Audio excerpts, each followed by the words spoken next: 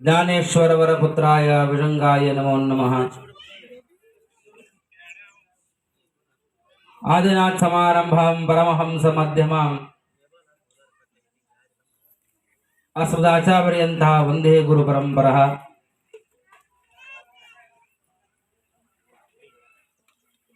ಆರಾಧ್ಯವನಾಗಿರ್ತಕ್ಕಂತಹ 780 ವರ್ಷ ಕಾಲ ಸಹಶರೀರ ಜೀವನ ಸಮಾಧಿಸ್ಥ ಶ್ರೀಮತ್ ಪರಮಹಂಸ ಪೂರ್ಣಾನಂದ ಮಹಾಸಂಭ್ರಮ ನಡೀತ ಕಾರ್ಯಕಾರಣಭೂತನಾಗಿರ್ತಕ್ಕಂತಹ ಭಕ್ತರ ಕಾಮಧೇನು ಕಲ್ಪವೃಕ್ಷರಾಗಿರ್ತಕ್ಕಂತಹ ಬಿಟ್ಟಿದ್ದು ಕಡಿಮೆ ಇನ್ನೂ ಬಹಳಷ್ಟು ಬಿಡಬೇಕಾಗಿದೆ ಅಂತ ಹೇಳಿದಂತಹ ದುರ್ಲಭಂ ಮಾನಸಂ ಜನ್ಮ, ಮನುಷ್ಯ ಜನ್ಮ ಹುಟ್ಟಿ ಬರಲೇ ಬರು ದುರ್ಲಭ, ಬಂದಾಕ್ಷಣ ಮನುಷ್ಯ ಜನ್ಮನಾಗಿ ಹಂಗೆ ಬಂದು ಹೋಗ್ಬೇಡ್ರಪ್ಪ, ನಿತ್ಯ ಅನುಷ್ಠಾನ ಜಪತಪಗಳನ್ನ ಮಾಡಿ ಮನುಷ್ಯ ಜನ್ಮ ಸಾರ್ಥಕನ ಪಡ್ಕೊಡು ಅಂತ ಹೇಳಿದಂತಹ ಪರಮ ಪೂಜ್ಯ ಶ್ರದ್ಧಾನಂದ ಮಹಾಸಮರಲ್ಲ ನನ್ನೀತ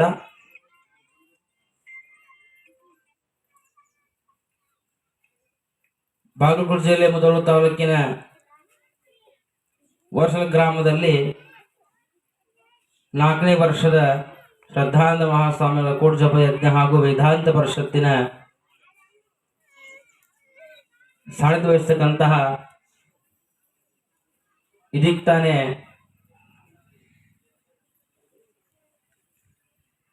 ಸಂಸ್ಕಾರ ಜನ್ಯ ಪ್ರಾಜ್ಞೆ ಅಂತ ಹೇಳೋ ಹಂಗ ಕಾಡ ಕಗ್ಗಲ್ ಅಂತಕ್ಕಂತ ಶಿಲ್ಪಿ ಕೈಯಾಗಿ ಸಿಕ್ಕಾಗ ಹೆಂಗ ಮೂರ್ತಿಯಾಗಿ ಹೊರಗೆ ಹೊಂಬರ್ತದೋ ಹಾಗೆ ಸಂಸ್ಕಾರ ಉಳ್ಳಂತರಾಗಿದ್ದ ಕರೆ ಆಗಿದ್ರೆ ಕೊಳ್ಳನ್ನ ಕೊಳ್ಳಿ ಸೇರಿಸಿದಾಗ ಭಗವಂತ ನಾಮಸ್ಮರಣೆ ಮಾಡುವಂತಹದ್ದನ್ನ ಮನುಷ್ಯ ಜನ್ಮನಾಗಿ ಯಾಕೆ ಮಾಡಬಾರ್ದಂದಾಗ ಮಾರಣಕ ತಿಳಿಸಿದಂತಹ ಅನಗವಾಡಿಯ ಅನಸೂಯ ತಾಯಿ ದೇವರು ಕೂಡ ಅಭಿನಂದಿಸ್ತಾ ಹಾಗೂ ಧನಮಾತಾರಿಗೂ ಅಭಿನಂದಿಸ್ತಾ ಕೊಡುಗೆ ದಾನಿಗಳು, ಲೋಕಾಪುರ ಗ್ರಾಮದ ಗಣಿ ಉದ್ಯಮಿದಾರರು ಹಾಗೂ ಶ್ರೀಮಠದ ಶ್ರೇಯಾಭಿವೃದ್ಧಿಗೆ ಆತ್ಮೀಯರು ಆಗಿರ್ತಕ್ಕಂತಹ ಎಂ ವೀರಪ್ಪನಿಗೂ ಅಭಿನಂದಿಸ್ತಾ ಹಾಗೂ ಗ್ರಾಮದೇವಿಯ ನಿತ್ಯ ಉಪಾಸನೆ ಇರುವಂತಹ ಶಕ್ತಿ ಕ್ಷೇತ್ರ ಮಾಡತಕ್ಕಂತಹ ಗೋಸ್ವಾಮಿ ಸೇರಿಗೂ ಅಭಿನಂದಿಸ್ತಾ ಹಾಗೂ ಕ್ಷೇತ್ರದ ಪೀಠಾಧಿಪತಿಗಳಾಗಿ ವರ್ಷದಿಂದ ವರ್ಷಕ್ಕೆ ಹಲವು 10 ರೀತಿಯ ಹರಗುರು ಚರಮೂರ್ತಿಗಳನ್ನು ತರಿಸಿ ತಮ್ಮೆಲ್ಲರ ಉದ್ಧಾರಕ್ಕಾಗಿ ಶ್ರಮಿಸುವಂತಹ ಜಗದೀಶಾನಂದ ಮಹಾಸಂಘ ಅಭಿನಂದಿಸ್ತಾ ಲೋಕಾಪುರ ವರ್ಷಲ ಗ್ರಾಮದ ಆತ್ಮೀಯ ಗುರು ಹಿರಿಯರೇ, ಶ್ರದ್ಧೆ ತಾಯಿಯಂದಿರೇ, ಅವರಿವರೆನ್ನದೇ ಆತ್ಮೀಯ ಗುರುಬಂಧುಗಳೇ, 4ನೇ ವರ್ಷದ ವೇದಾಂತ ಪರಿಷತ್ತಿನ ನಿನ್ನೆ ಆರಂಭ ಆಗಿ ಇವತ್ತು ಮಂಗಳಕ್ಕೆ ಬಂದು ನಿಂತಿದೆ. ಆರಂಭ ಮಾಡೋಕ್ಕಿಂತ ಮುಂಚೆ ಹೆಂಗ್ ಮಾಡೋದಪ್ಪ ಅಂತ ಹೇಳಿ ಮನುಷ್ಯ ಜನ್ಮ ಯಾವ ರೀತಿಯಾಗಿ ಆಗ್ತದೋ, ಯಾರು ಬರ್ತಾರೋ, ಹೆಂಗ್ ಕಾರ್ಯಕ್ರಮ ಆಗ್ತದೆ ಚಿಂತೆ ಮಾಡ್ತಾ ಇದ್ದಾಗ ಭಕ್ತಿರೇವ ಗರಿಯಸೆ ಅಂತ ಮಧ್ವಾಚಾರ್ಯ ಉಕ್ತಿಯಂತೆ ಭಕ್ತಿ ಸಮರ್ಪಣೆಯನ್ನ ಭಗವಂತನ ನಡೆಯಲಿಟ್ಟು ನಿನ್ನ ಸತ್ಕಾರವನ್ನ ಮಾಡ್ಬೇಕಂತ ಹೇಳಿ ಅನ್ಕೊಂಡಾಗ ಅನುಗ್ರಹ ಆಶೀರ್ವಾದ ಬೇಕಂತೇಳಿ ಸಂಕಲ್ಪನ ಮಾಡಿದ್ದ ಕರೆ ಆಗಿದ್ರೆ ಯಶಸ್ವಿ ಪೂರ್ಣ ಕಾರ್ಯಕ್ರಮ ಆಗಬಹುದು ಅನ್ಲಿಕ್ಕೆ 2ನೇ ದಿವಸದ ಮಂಗಲ ಉತ್ಸವ ಇದೇ ಸಾಕ್ಷಿ ಅಂತಕ್ಕಂತಹ ಮಾತು. ನಿನ್ನೆ ಇವತ್ತಿನ ತನಕ ಎಲ್ಲ ಮಹಾತ್ಮರ ವಾಣಿಯಂತ ಅವಲೋಕನ ಮಾಡಿದ್ರಿ. ವಿಶೇಷ ಅಂದ್ರೆ ತಾಯಿಯವರೇ ಹೇಳಿದಂಗ ವರ್ಷಲ ಗ್ರಾಮದ ಒಳಗ ಅತಿಯಾದ ಭಕ್ತಿಯ ಪರಾಕಾಷ್ಠೆ ಅಂತ ಏನು ಹೇಳಿದ್ರು, ಆ ಭಕ್ತಿಯ ಪರಾಕಾಷ್ಠೆ ನಮ್ಮ 7 ಹೇಳಿಕೆನ ಹೆಚ್ಚಿಗೆ ವರ್ಷಲ ಗ್ರಾಮಕ್ಕದ ಅಂತ ನಿಜಕ್ಕೂ ಹೇಳಿಕ್ ಸಾಧ್ಯ ಇದೆ.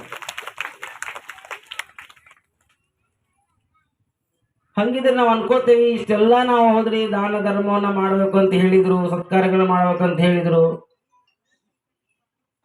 ಇಷ್ಟೆಲ್ಲ ನಾವು ಮಾಡ್ಕೋತಿದ್ರು ಕೂಡ ಅದು ನಮ್ಮ ಮನಸ್ಸಿನಾಗ ಒಂದ್ ಕಡೆ ತಳಮಳ ಪ್ರಾರಂಭ ಆಗ್ತದ. ಗುರು ಅಂತಕ್ಕಂತ ವ್ಯಕ್ತಿ ಹೆಂಗ್ ಸಿಗ್ತಾನ, ಗುರು ಅಂದ್ರೆ ಯಾರು, ಗುರುನ್ ಯಾರನ್ನ ನಂಬ್ಬೇಕು. ಹಂಗಿದ್ರ ಅರೆ ಸಂಸಾರ ಯಾತನ ಒಳಗೆ ಬದುಕಿರ್ ಕೂಡ ಹೆಂಗ ನಾವು ನೆಮ್ಮದಿಯಿಂದ ಬದುಕಲಿಕ್ಕೆ ಶಕ್ಯದ ಅಂತ ಹೇಳಿ ಮನುಷ್ಯ ಜನ್ಮ ಹುಡುಕಾಡ್ತಿರ್ತದೆ ಅನಿಸ್ತದ ಮನಸ್ಸಿಗೆ. ನೀವೆಲ್ಲ ತಾಸು ಗಂಟ್ಲೆ ಕೂತ್ ಪ್ರವಚನ ಮಾಡಿ ಹೇಳೋಗ್ಬಿಡ್ತೀರಿ, ಕರೆ ಯಾರು ಹಂಗೆ ನಡ್ಕೋಬೇಕಂತ ಪ್ರಯತ್ನ ಪಡ್ತೀವಿ, ಆದ್ರೂ ಕೂಡ ಹಂಗ ಆಗ್ಬಲ್ತಲ್ಲ. ಯಾಕಂತ ಕೇಳಿದಾಗ ನಮ್ಮ ನಿಮ್ಮ ನಡುವೆ ಒಂದು ಹಣ್ಣು ಓಡಾಡ್ತದೆ. ಯಾವಾಗ್ಲೂ ಒಂದು ಹಣ್ಣು ಬೀಳ್ಸ್ಕೊಡ್ತದೆ. ಹೆಂಗಂದ್ರೆ ಸಂಸಾರ ಯಾತನ ಒಳಗಿದ್ರು ಕೂಡ ಹೆಂಗ ಬದುಕಬೇಕಂತ ಕೇಳಿದ್ರೆ ಚಿಕ್ಕು ಹಣ್ಣು ಇದ್ದಂಗೆ ಬದುಕಬೇಕಂತ. ಚಿಕ್ಕೋಣ್ಣು ಹೇಳ್ತಂದ್ರೆ ಏನ್ ಹೇಳ್ತಂದ್ರೆ, ಚಿಕ್ಕೋಣ್ಣು ನೋಡ್ರಿ ಹಿಂದೆ ಎಲ್ಲ ಅದ ಪೂರ ಹಣ್ಣು ತುಂಬಿಕೊಂಡು ನಟ್ ನಡು ಬೀಜಕ್ಕೊಂಡು ಸ್ವಲ್ಪ ಮನಸ್ಸು ಹತ್ತಿರಂಗಿಲ್ಲ, ಅದು ಬರೀ ರಸ ಅಷ್ಟ ಹತ್ತಿತ್ತು. ಹಂಗ ಮನುಷ್ಯ ಜನ್ಮ ಹೆಂಗ ಬದುಕಬೇಕಂದ್ರೆ ಸಂಸಾರ ಯಾತನ ಒಳಗೆ ಬದುಕಿರು ಕೂಡ ಯಾವುದನ್ನು ತಾಪತ್ರ ಹಚ್ಚಿಕೊಳ್ಳಾರ್ದಂಗ ನಿತ್ಯ ನಿಮಿತ್ತವಾಗಿ ಭಗವಂತ ನಾಮಸ್ಮರಣೆ ಮಾಡ್ಕೊತ ಹೋಗಿದ್ ಕರೆ ಆಗಿದ್ರೆ ಚಿಕ್ಕು ಹಣ್ಣಿನಕ್ಕಿಂತ ಮಿಗಿಲಾಗಿ ಬದುಕುವಂತ ಜನ್ಮ ಮನುಷ್ಯ ಜನ್ಮಕ್ಕೆ ಭಗವಂತ ಕೊಟ್ಟಿಗೆ ಸಾಕ್ಷಿ ಅದ. ಹಂಗಾರೆ ನಾವು ದುಃಖದಿಂದ ತೊಳ್ಳಾಡ್ತಿರ್ತೀವಿ, ಎಲ್ಲಿ ಹೋಗಿ ನೆಮ್ಮದಿ ಸಿಗ್ಲಿಕ್ಕೆ ಶಕ್ಯದ? ಯಾರಿಗೆ ಕಷ್ಟ ತಪ್ಪಿಲ್ಲ. ಈ ಪೂಜೆ ಹೇಳಿದೆ, ಸಿದ್ಧಾರೂಢರಿಗೆ ಪರೀಕ್ಷೆ ಕಾಲ ತಲೆ ಮೇಲೆ ಕೆಂಡ ಹಚ್ಚಿಟ್ಟಿದ್ರು ಅಂತ. ಯಾಕೆ ಉದಾಹರಣೆಗಳೆಲ್ಲ ನಮಗ್ ಕೊಟ್ಟು ಹೋದ್ರು ಮಹಾತ್ಮರು ಅಂತ ಕೇಳಿದ್ರ, ನಾವಂತೇವಿ ನಮ್ಮಂತ ಕಷ್ಟ ಯಾರಿಗೂ ಬರದಾಡ್ರಿಪ್ಪ, ಬಹುದೊಡ್ಡ ಕಷ್ಟ ಅನುಭವಿಸ್ತೀವಿ ನಾವಂತ. ಇವತ್ತೇನೆ ಎಲ್ಲಾ ಮಹಾತ್ಮರ ಜೀವನ ಚರಿತ್ರೆ ಅವಲೋಕನ ಮಾಡ್ಕೋತ ಬಂದಂಗ ಅವ್ರಂತ ಕಷ್ಟ ನಮಗ್ ಬಂದ್ರೆ ನಾವು ಇರ್ತಿದ್ದಿಲ್ಲ ಗೊತ್ತಿಲ್ಲ ತಾತ್ಪರ್ಯ ಅನ್ನಿಸ್ತು ಒಂದು ಹೊತ್ತಿಗೆ. ಅಷ್ಟೊಂದು ಕಷ್ಟವನ್ನ ಪರಿಹರಿಸಿಕೊಂಡು ಮತ್ತೆ ಸಮಾಜಮುಖಿಯಾಗಿ ನಿಂತಂತವ್ರು ಯಾರಾದ್ರೂ ಇದ್ರೆ ಅವರೇ ಮಹಾತ್ಮರು, ಅವರೇ ಸತ್ಪುರುಷರಾಗಿ ಹೊರಹೊಮ್ತಾರ ಅಂತಕ್ಕಂಥ ಮಾತು. ಹಂಗಿದ್ರ ಒಬ್ಬ ಗುರುವಿನನ್ನ ನಾವು ನಿತ್ಯ ನಿಮಿತ್ತ ಸ್ಮರಿಸಿ ಅವನ ಅನುಗ್ರಹ ಪಾತ್ರ ಏನನ್ನ ಆಗಬಹುದು, ಅಥವಾ ಗುರು ನಮಗ ಸುಖಕ್ಕಷ್ಟೇ ಇರ್ತಾನೇನೋ. ಹಂಗಿದ್ರ ಗುರು ಅಂದ್ರೆ ಯಾರು, ಗುರು ಹೆಂಗಿರ್ಬೇಕಾಗ್ತದೆ? ಬುದ್ಧ ಭಗವಾನರನ್ನ ನೋಡ್ತಾ ಇದ್ದಾಗ ಬುದ್ಧರು ಕೂಡ ಅವನು ಬಹಳಷ್ಟು ಕಷ್ಟವನ್ನ ಬಿಟ್ಟು, ಮನುಷ್ಯ ಜನ್ಮಕ್ಕೂ ಮಹಾತ್ಮರಿಗೆ ಏನ್ ವ್ಯತ್ಯಾಸ ಅಂತ ಕೇಳಿದ್ರೆ, ನಾವೇನ್ ಮಾಡ್ತೇವೆ ಅಂತ ಕೇಳ ದುಃಖ ಬಾಳ ಆತಂತ ಮನಿ ಬಿಟ್ಟು ಒಳಗೆ ಹೋಗ್ತೇವಿ. ಆರ ಬುದ್ಧ ಏನ್ ಮಾಡಿದ ಅಂದ್ರ ನಮ್ಮ ದುಃಖವನ್ನ ಹೆಂಗ್ ಸಿಗ್ತದ, ದುಃಖ ಎಲ್ಲದಂತ ಹುಡುಕ್ಯಾಡ್ಕೊಂಡು ಪರೀಕ್ಷೆ ಮಾಡ್ಲಿಕ್ಕೆ ಅವ ಮನಿ ಬಿಟ್ಟು ಹೊರಗೆ ಬಂದ ಅನ್ನೋ ತಾತ್ಪರ್ಯ ಹೇಳ್ತದ. ಅದೇ ಬುದ್ಧನ ಕಾಲ ಒಳಗ ಒಬ್ಬ ಉಪಗುಪ್ತ ಅಂತಕ್ಕಂಥ ಒಬ್ಬ ವ್ಯಕ್ತಿ ಹೊರಗೆ ಹೋಗ್ತಾನೆ. ಅವ ದೊಡ್ಡ ಶ್ರೀಮಂತನಾಗಿ ಮಹಾರಾಜನಾಗಿ ಹೊರ ಹೊಮ್ತಿದ್ದ. ಅವನಿಗೆ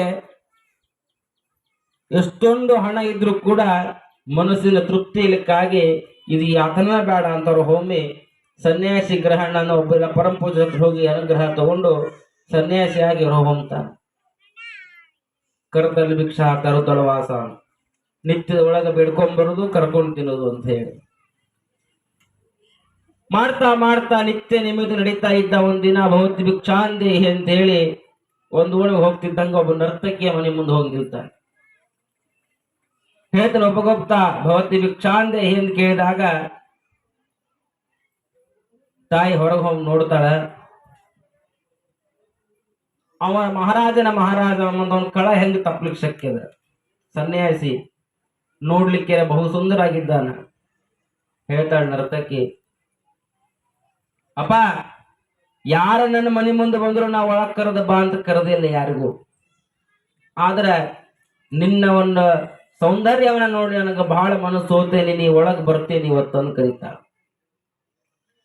ಭವತಿ ಭಿಕ್ಷಾಂದೇಹಿ ಅಂತ ಹೇಳಿ ಬರೀ ನೀ ಭಿಕ್ಷಾ ಬೇಡ್ಕೊತ ಹೋಗೋದು ಬೇಡ, ನನ್ನ ಜೊತೆಗೆ ಇದ್ದಿದ್ದ ಕರೆ ಆಗಿದ್ರ ಅಂದ್ರೆ ಮನಿ ಒಳಗ್ ಪಾದ ಹಾಕಿದ ಕರೆ ಆಗಿದ್ರ ನೀ ಏನಂತ ಹೇಳ್ತೀವ ಅಂದ್ರೆ ಇಡೀ ಮನಿನೂ ಆಸ್ತಿ ನಿನಗೆ ಸಮರ್ಪಣೆ ಮಾಡ್ತೇನೆ, ಬಂದು ಇರು ನನ್ನ ಜೊತೆಗೆ ಅಂತ ಹೇಳ್ತಾಳ.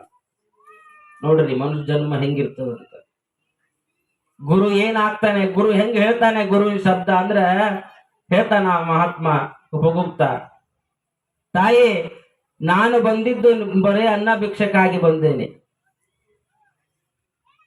ನಾನು ನಿಮ್ಮ ಮನೆಗೆ ಭವತಿ ಭಿಕ್ಷಾಂದೇಹಿ ಅಂತ ಬೇಡ್ಲಿಕ್ಕೆ ಬಂದೆ, ಅನ್ನ ಭಿಕ್ಷಕ್ಕಾಗಿ ಬಂದೇನೆ, ಹೊನ್ನೆ ಭಿಕ್ಷಕ್ಕಾಗಿ ಬಂದಂತ ವ್ಯಕ್ತಿ ಅಲ್ಲ. ಬರುವ ಸಮಯ ಬಂದಾಗ ಮತ್ತೆ ಬರ್ತೇನೆ ಈಗ ಅನ್ನ ಭಿಕ್ಷೆ ಹಾಕು ಅಂತ ಹೇಳಿ ಭಿಕ್ಷಾಟೆ ತಗೊಂಡು ಹೊರ ಹೋಗ್ತಾನೆ. ಆ ನರ್ತಕಿಯನ್ನ ಕಳೆದ ಸ್ವಲ್ಪ ದಿನಗಳ ಕಳೆದ ನಂತರ ಆಕಿಗೊಂದು ದೊಡ್ಡ ರೋಗ ಬಂದ್ಬಿಡುತ್ತದೆ. ಗ್ರಾಮದ ಎಲ್ಲ ಜನದವರು ಸೇರಿಕಿನ ಹೊಡೆದು ಬಡುದು ಮಾಡಿ ನೀನ ಊರು ಬಿಟ್ಟು ಹೋಗು ಅಂತ ಹೇಳಿ ಊರು ದಂಡಿ ಒಳಗೆ ಒಂದ್ ಕಡೆ ಆಕಿ ಹೊರಗೆ ಹಾಕಿ ಬರ್ತಾರೆ. ಅದೇ ದಾರಿ ಹಿಡ್ಕೊಂಡು ಉಪಗುಪ್ತ ಮತ್ತೆ ಭಿಕ್ಷಾಟನೆಗಾಗಿ ನಾಮಸ್ಮರಣೆ ಮಾಡ್ತಾ ಹೋಗ್ತಿರ್ತಾನ. ಆ ನರ್ತಕಿ ನರಳು ಶಬ್ದ ಆ ಕಿವಿ ಕೇಳ್ತದ. ಆ ನರ್ತಕಿ ಆ ಸಮಯಕ್ಕ ನೀರು ಬೇಕಾಗಿರ್ತದ, ಯಾರು ಕೊಡ್ಲಿಕ್ಕಿಲ್ಲ ಗುಡ್ಡ ಗಮಾರೊಳಗ. ಅದು ಅದೇ ದಾರಿ ಹಿಡ್ಕೊಂಡು ಉಪಗುಪ್ತ ಹೊರಟ ಇದ್ದ.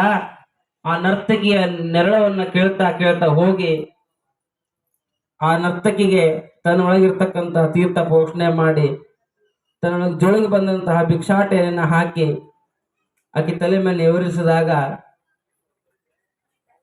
ಆ ನರ್ತಕಿ ಬಹಳಷ್ಟು ದಿಟ್ಟಿಸಿ ನೋಡ್ತಾಳ. ಅಪ್ಪ, ನೀ ಕಳೆದ ಬಹಳ ವರ್ಷದ ಹಿಂದ ನಮ್ಮನೆ ಭಿಕ್ಷಾಟನೆ ಬಂದು ಉಪಗುಪ್ತ ವ್ಯಕ್ತಿ ನೀನ ಹೌದೇನೋ ಅಂತ ಕೇಳ್ತಾ. ನೋಡ್ರಿ ಬಂಧುಗಳೇ, ಗುರುವಿನ ವಾಣಿ ಹೆಂಗಿರ್ತದಂತ. ಹೌದು ತಾಯಿ, ನಾನೇ ಬಂದಿದ್ದೆ. ಅಲ್ಲ, ಆ ಸಮಯದೊಳಗೆ ನನ್ನಲ್ಲಿ ವಸ್ತುದ, ವಾಹನದ, ಸೌಂದರ್ಯದ, ಎಲ್ಲ ರೊಕ್ಕದ ಎಲ್ಲ ನನ್ನ ಹತ್ರ ಬಾ ಅಂದ್ರೆ ನೀ ಬರ್ಲಿಲ್ಲ.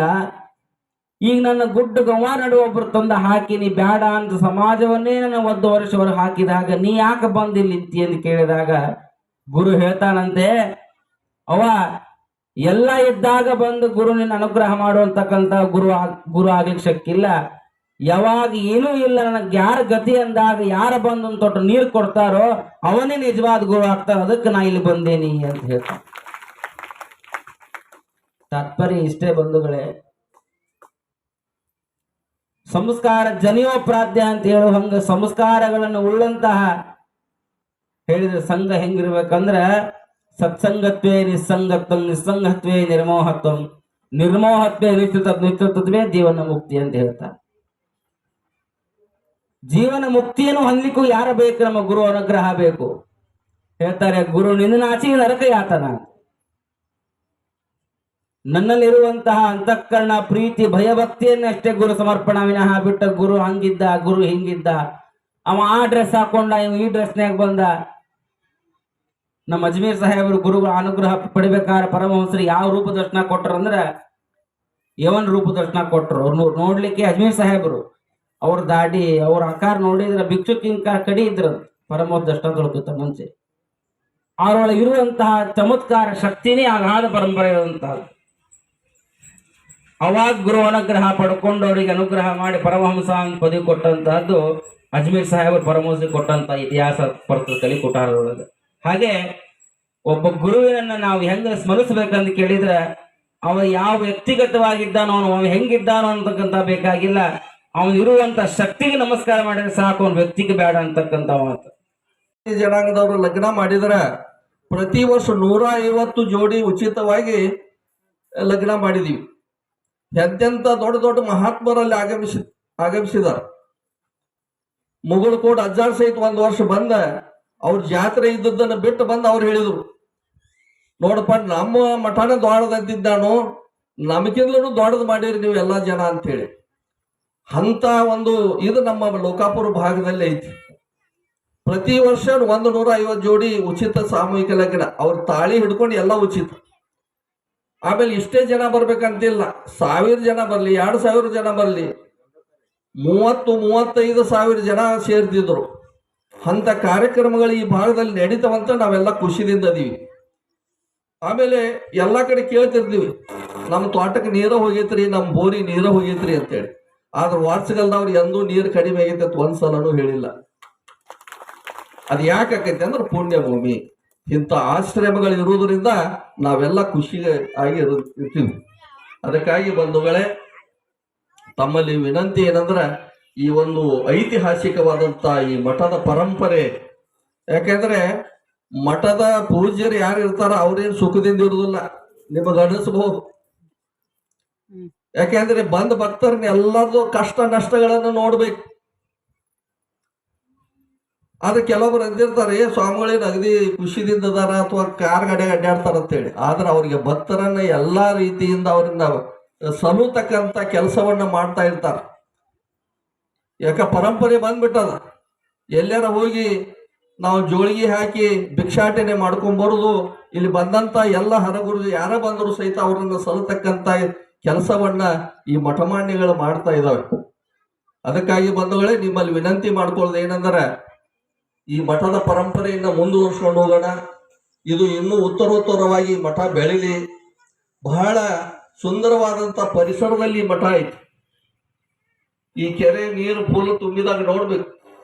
ಆಮೇಲೆ ಈ ಕೆರೆ ವರ್ಷಗಲ್ ಕೆರೆನ ಅಂತಾರೆ ಎಲ್ಲರೂ. ಈ ವರ್ಷಗಲ್ಲದ ಕೆರೆ ನೀರು ಎಷ್ಟು ಹಳ್ಳಿ ಜನ ಕುಡಿತಾರೆ? ನೀವು ವರ್ಷಗಲ್ಲ ಕಡಿಮೆ ಇದು ನೀರು ಕೆರೆದು.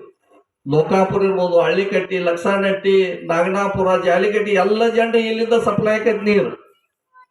ಅದು ನೀರಲ್ಲ, ಅದು ವಾರ್ಷಗಲ್ಲದ ತೀರ್ಥ ಅನ್ನತಕ್ಕಂಥದ್ದನ್ನ ಈ ಸಂದರ್ಭದಲ್ಲಿ ನಾನು ಹೇಳಿ ಮತ್ತೊಮ್ಮೆ ತಮ್ಮೆಲ್ಲರಿಗೆ ವಂದಿಸುತ್ತಾ, ನಾನು ಕೂಡ ಪೂಜ್ಯರಿಗೆ ಅಭಿನಂದನೆಗಳನ್ನು ಸಲ್ಲಿಸ್ತೀನಿ. ಈ ಒಂದು ಏನ ಕಾರ್ಯಕ್ರಮ ಈ ಗ್ರಾಮದಲ್ಲಿ ನಡೀತಿರ್ತಂದ್ರೆ ನನಗೆ ಹೇಳಿದ್ರೆ ನಾನು ಕೂಡ ಭಾಗವಹಿಸ್ತೀನಿ. ಆಮೇಲೆ ನನಗೂ ಕೂಡ ಆ ಪುಣ್ಯ ತಟ್ತೈತಿ ಅಂತಕ್ಕಂಥ ಮಾತನ್ನು ಹೇಳ್ತಾ, ಇವತ್ತೇ ನೀವೆಲ್ಲರೂ ಕೂಡಿ ನನಗೆ ಕರೆಸಿದಿರಿ, ನನಗೆ ಆಶೀರ್ವಾದ ಮಾಡಿಸ್ಲಿಕ್ಕೇನೆ ನೀವು ಕರೆಸಿದಿರಿ ಅಂತ ತಿಳ್ಕೊಂಡ ಮತ್ತೊಮ್ಮೆ ಎಲ್ಲ ಪೂಜ್ಯರಿಗೆ ಇಲ್ಲಿ ಸೇರ್ತಕ್ಕಂಥ ಎಲ್ಲರಿಗೂ ಕೂಡ ಅನಂತ ಧನ್ಯವಾದಗಳನ್ನ ಹೇಳಿ ನಾನು 2 ಮಾಸಗಳು ಮುಗಿಸ್ತೀನಿ. ನಮಸ್ಕಾರ.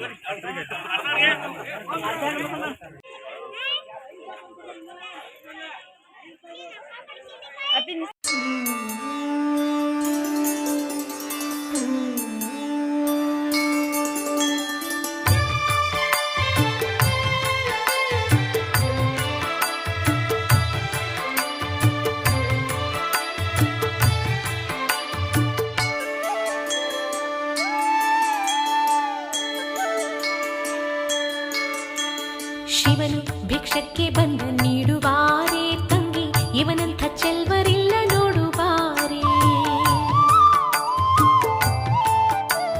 ಶಿವನು ಭಿಕ್ಷಕ್ಕೆ ಬಂದ ನೀಡುವಾರೆ ತಂಗಿ, ಇವನಂಥ ಚೆಲ್ವರಿಲ್ಲ ನೋಡುವಾರೆ. ಇವನಂಥ ಚೆಲ್ವರಿಲ್ಲ ನೋಡುವಾರೆ. ಶಿವನು ಭಿಕ್ಷಕ್ಕೆ ಬಂದ ನೀಡುವಾರೆ ತಂಗಿ, ಇವನಂಥ ಚೆಲ್ವರಿಲ್ಲ ನೋಡುವಾರೆ. ಇವನಂಥ ಚೆಲ್ವರಿಲ್ಲ ನೋಡುವಾರೆ.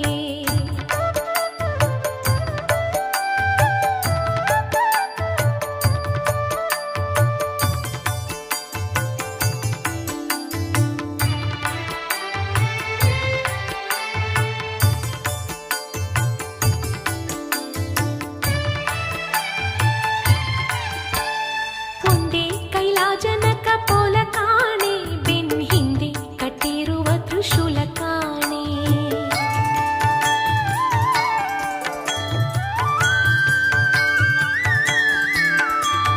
ಒಂದೇ ಕೈಲಾಜನಕ ಪೋಲ ಕಾಣೆ, ಬೆನ್ ಹಿಂದೆ ಕಟ್ಟಿರುವ ತ್ರಿಶೂಲ ಕಾಣೆ. ನಂದಿಯ ಕೋಲು ಪತಾಕೆ ಕಾಣೆ, ಮತ್ತೊಂದೊಂದು ಪಾದದ ಶೌರ್ಯ ಕಾಣೆ. ನಂದಿಯ ಕೋಲು ಪತಾಕೆ ಕಾಣೆ, ಮತ್ತೊಂದೊಂದು ಪಾದದ ಶೌರ್ಯ ಕಾಣೆ. ಶಿವನು ಭಿಕ್ಷಕ್ಕೆ ಬಂದ ನೀಡುವಾರೆ ತಂಗಿ, ಇವನಂಥ ಚೆಲ್ವರಿಲ್ಲ ನೋಡುವಾರೆ. ಇವನಂಥ ಚೆಲ್ವರಿಲ್ಲ ನೋಡುವಾರೆ.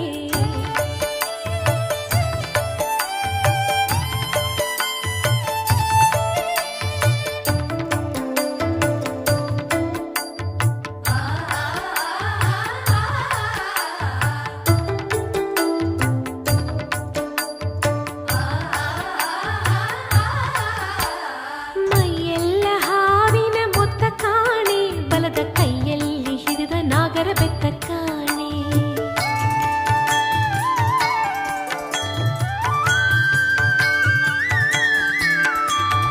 ಮೈಯೆಲ್ಲ ಹಾವಿನ ಮೊತ್ತ ಕಾಣೆ, ಬಲದ ಕೈಯಲ್ಲಿ ಹಿಡಿದ ನಾಗರ ಬೆತ್ತ ಕಾಣೆ.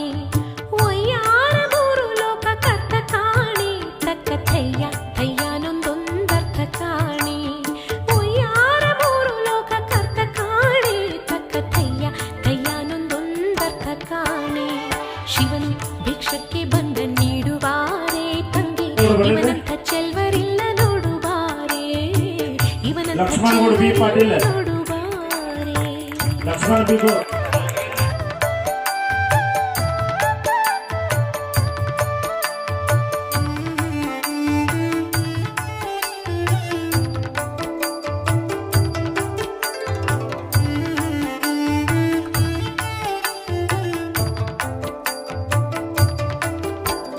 ಮನೆ ಮನೆ ದಪ್ಪಲಿ ದಿಮ್ಮಿ ಸಾಲೆ, ಆತ ಹಣವನ್ನು ಕೊಟ್ರು ಒಲ್ಲಾನಂತೆ ಕಾಣೆ.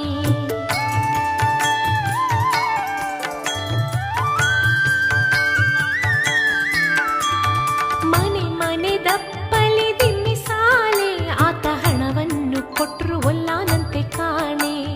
ದನಿವಣ್ಣ ನೀಡಬೇಕಂತೆ ಕಾಣೆ, ಗೌರಿ ಮನಸ ಬಿಟ್ಟಿರಲಾರನಂತೆ ಕಾಣೆ. ದನಿವಣ್ಣ ನೀಡಬೇಕಂತೆ ಕಾಣೆ, ಗೌರಿ ಮನಸ ಬಿಟ್ಟಿರಲಾರನಂತೆ ಕಾಣೆ. ಶಿವನು ಭಿಕ್ಷಕ್ಕೆ ಬಂದ ನೀಡುವಾರೆ ತಂಗಿ, ಇವನಂಥ ಚೆಲ್ವರಿಲ್ಲ ನೋಡುವಾರೆ. ಇವನಂಥ ಚೆಲ್ವರಿಲ್ಲ ನೋಡುವಾರೆ.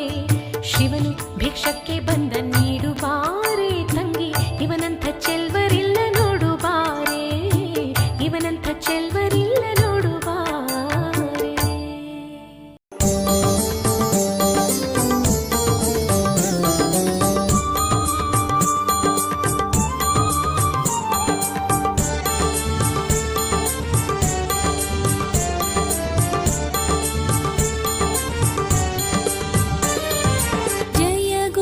ಜಯ ಗುರು ಬಸವಣ್ಣ, ಜಯತು ಜಗದ್ಗುರು ಬಸವಣ್ಣ. ಜಯ ಗುರು ಬಸವಣ್ಣ, ಜಯತು ಜಗದ್ಗುರು ಬಸವಣ್ಣ.